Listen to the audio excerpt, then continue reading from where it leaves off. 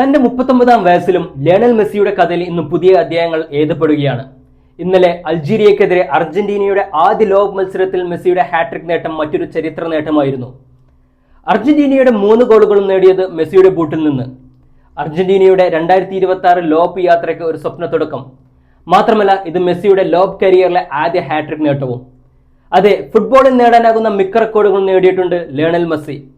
പക്ഷേ 2006 ലോപ്പ് അരങ്ങേറ്റം കുറിച്ച മെസ്സി 20 വർഷങ്ങൾക്ക് ശേഷം 2026 അദ്ദേഹം ഹാട്രിക് നേടിയിരിക്കുന്നു.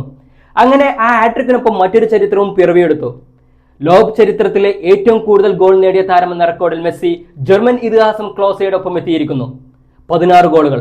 പക്ഷേ ഇവിടെയാണ് ഒരു ചോദ്യത്തിന്റെ പ്രസക്തി. മെസ്സി റെക്കോർഡിൽ എത്തിയെന്ന് നമുക്കെല്ലാം അറിയാം. പക്ഷേ ആ റെക്കോർഡിൽ എത്താൻ എത്ര മത്സരങ്ങൾ മെസ്സിക്ക് വേണ്ടി വന്നു എന്നത്? 27 മത്സരങ്ങൾ. പക്ഷേ ക്ലോസെ 16 ഗോൾ നേടിയത് വെറും 24 മത്സരങ്ങളിൽ നിന്ന്. ബ്രസീലിന്റെ ഇതിഹാസം റൊണാൾഡോ നസാരിയോ 15 ഗോളുകൾ നേടിയത് വെറും 19 മത്സരങ്ങളിൽ നിന്ന്. ഫ്രാൻസിന്റെ കിലിയൻ എംബാപ്പെ 14 ഗോളുകൾ നേടിയത് വെറും 15 മത്സരങ്ങളിൽ നിന്ന്. ക്ലോസെ, റൊണാൾഡോ, എംബാപ്പെ എന്നിവരുടെ ഗോൾ ശരാശരി മെസ്സിയേക്കാൾ മികച്ചതാണ് എന്നത് ഒരു യാഥാർത്ഥ്യമാണ്.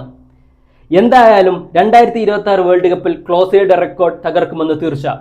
ഒരൊറ്റ ചോദ്യം മാത്രം ബാക്കി, അത് മെസ്സി ഓർ എംബാപ്പെ അല്ലെങ്കിൽ മറ്റാരെങ്കിലും ആയിരിക്കുമോ എന്ന്.